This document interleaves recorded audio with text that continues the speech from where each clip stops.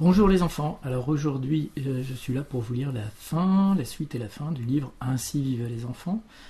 Alors vous vous rappelez sans doute qu'on a parlé de la préhistoire, on a parlé de l'Antiquité, et nous voici au Moyen-Âge. Alors voici Thomas Mauvezin, il a 9 ans, et dans ce livre nous allons suivre la famille de Thomas qui vivait dans une ville du Moyen-Âge. C'était donc des bourgeois, on a un peu abandonné nos nobles, notre noblesse, des bourgeois qui vivaient dans ce gros bourgeois, hein, il y a 600 ans, donc vers 1420, à l'époque de Jeanne d'Arc, de Charles V, de Charles d'Orléans, du duc de Berry, etc. Alors Maître Mauvezin est un orfèvre, c'est-à-dire quelqu'un qui fabrique des bijoux. Et c'est sa femme qu'on vient de voir. Thomas a un frère et une sœur. Alice, sa sœur, a 12 ans, et Hugues, qui est son frère aîné, a 14 ans. Voici des personnes qui vivent et qui travaillent chez les Mauvezins. Alors attention, ce ne sont pas des esclaves, hein, comme dans l'histoire que nous avons lue. Nan la bonne et Jean, son mari, qui travaillent pour la famille Mauvezin. Et puis en ce moment, Maître Mauvezin accueille 2 compagnons, Pierre et Marc, qui travaillent dans son atelier pour apprendre le métier, pour devenir artisan, pour devenir maître comme lui. Hein. Alors au Moyen-Âge, on a souvent ces 3 étapes. On est d'abord là compagnon, puis... on est d'abord apprenti, puis compagnon, puis enfin on peut devenir maître. Ça peut te rappeler pour les chevaliers, page, écuyer et puis chevalier. Paul et Bertrand, par exemple, sont des apprentis de Maître Mauvezin. Ils aident, en même temps ils observent, ils apprennent leur futur métier, ils souhaitent devenir compagnons, puis après faire une tournée en France ou en Europe pour apprendre leur métier chez différents maîtres. Là on voit une coupe, c'est-à-dire que le dessinateur a retiré les murs extérieurs, de la maison dans laquelle vivent Maître Mauvezin et sa famille, Thomas. Thomas et son frère Hugues dorment dans une chambre sous le grenier. Alors la journée de Thomas, à 5h du matin, Nan, la bonne, entre dans la pièce que Thomas partage avec son frère Hugues. Elle apporte une cruche d'eau qu'elle est allée chercher au puits du jardin. Évidemment, il n'y a pas de robinet, il n'y a pas l'eau courante. On n'est plus au temps des Romains. Beaucoup de choses confortables ont disparu. Elle ouvre les volets. Nan remplit la cuvette, les garçons se lèvent et se passent de l'eau sur le visage. Le savon est cher, alors on le garde pour les grandes occasions. Thomas enlève sa chemise de nuit, met ses hauts de chausses en laine, c'est des sortes de collants, des chaussures qui sont en cuir, c'est-à-dire en peau de vache, hein, et un pourpoint qui est cette espèce de veste. La maison n'a ni salle de bain ni toilette, les latrines sont dehors, dans une cabane. Tes parents ou tes grands-parents peut-être connu ça quand ils étaient petits, à la campagne. Pour son petit déjeuner, Thomas va manger sur la route en se rendant à l'école un morceau de pain et un morceau de fromage que ses parents ou que Nan lui a donné. Son chemin passe par la place sur laquelle on est en train de construire une cathédrale. Les ouvriers sont en plein travail et Thomas aime à s'arrêter pour les observer. Il ne s'arrête pas trop longtemps parce qu'il a peur d'arriver en retard à l'école et d'être puni.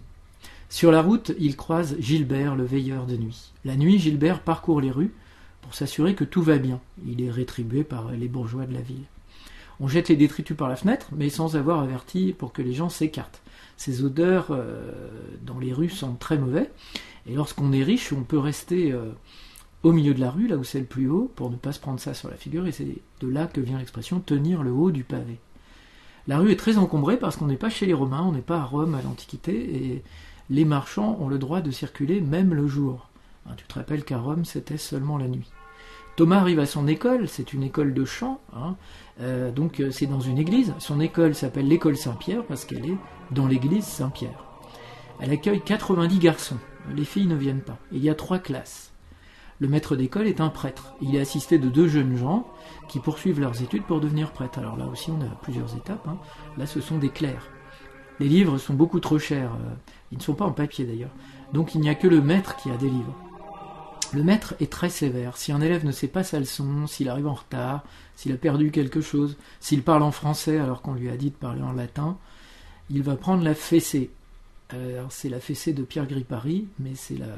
comment il l'appelait, la fessée abominable, je ne me rappelle plus le nom exact. Avec des verges, c'était des bouts de bois un peu souples, du noisetier par exemple.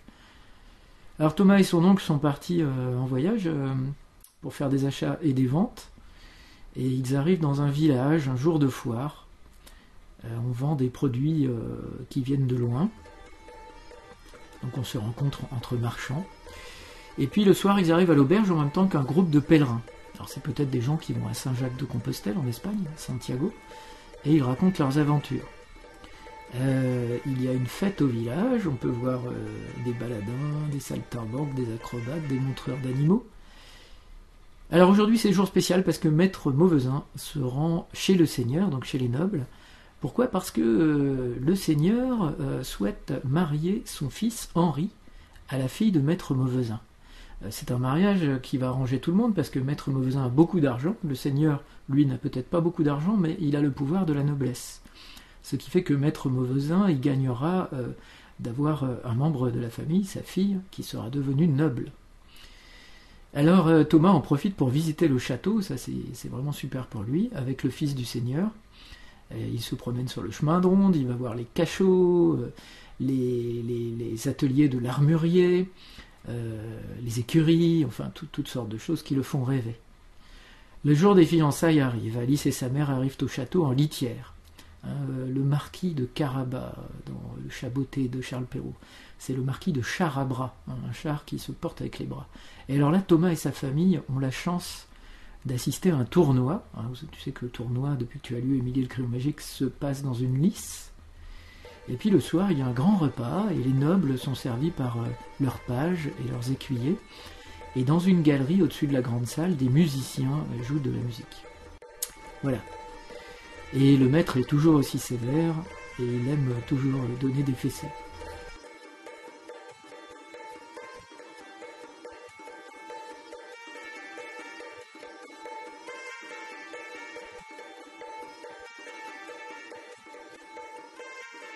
Ils se sont un peu égarés. Alors on va parler un peu de la journée d'Alice et de sa mère. Alors Alice n'est pas désœuvrée toute la journée, elle apprend beaucoup de choses, elle apprend à tenir une maison, à faire les courses, choisir les denrées, ramasser la jonchée sur le sol pour la changer dans la maison, pour que ça sente bon dans la maison et que le sol ne soit pas sale. Avec sa mère, elle apprend à fabriquer des médicaments, des crèmes, des onguents, tous ces médicaments qu'aujourd'hui, et à l'époque déjà, on appelle les simples, qui sont aujourd'hui utilisés en naturopathie, mais pas seulement, à l'inverse de l'allopathie qui utilise des médicaments plus chimiques. Attention, à la naturopathie, c'est dangereux aussi, les plantes peuvent te tuer. Ensuite, elles vont surveiller le travail de Nan, et on change la litière sur le sol, on met une nouvelle jonchée. Alice apprend aussi à coudre, parce que quand on a trouvé un vêtement, on ne va pas en acheter un autre, de toute façon il n'y a pas de magasin pour ça. Et puis les vêtements sont chers, donc on sait broder, on sait recoudre, on sait réparer.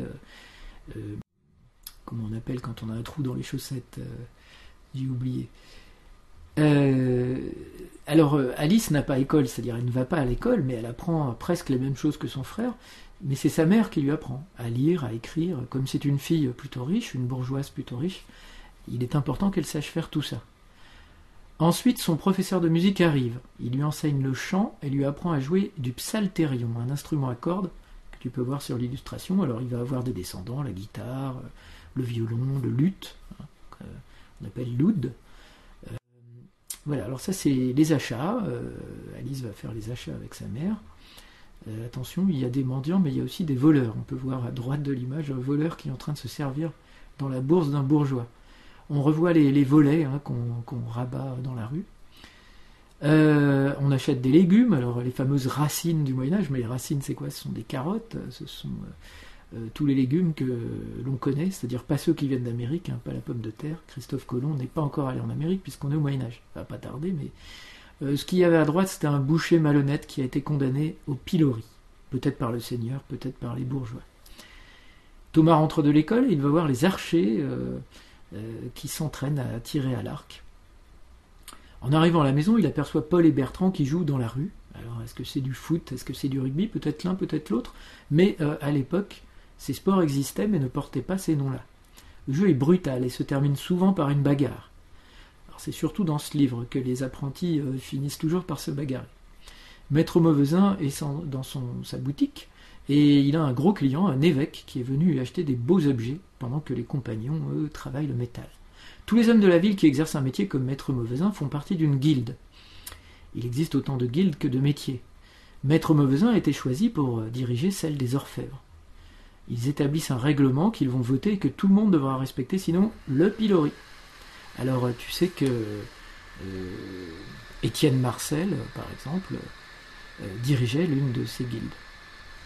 Là, on a encore une bagarre entre des apprentis et des étudiants. Chaque année, à Pâques, a lieu une fête où les guildes donnent des spectacles. On met en scène des histoires de la Bible. Ici, là, ces 3 personnages sont en train de jouer les rois mages. Alors, on retrouve Thomas et son oncle. Ils sont en train de s'arrêter pour dormir dans un monastère, une abbaye. Ils sont reçus par le père abbé, qui est le chef du monastère. Et le lendemain, ils font des achats de laine, parce que l'oncle de Thomas, lui, s'occupe de tissus et de vêtements.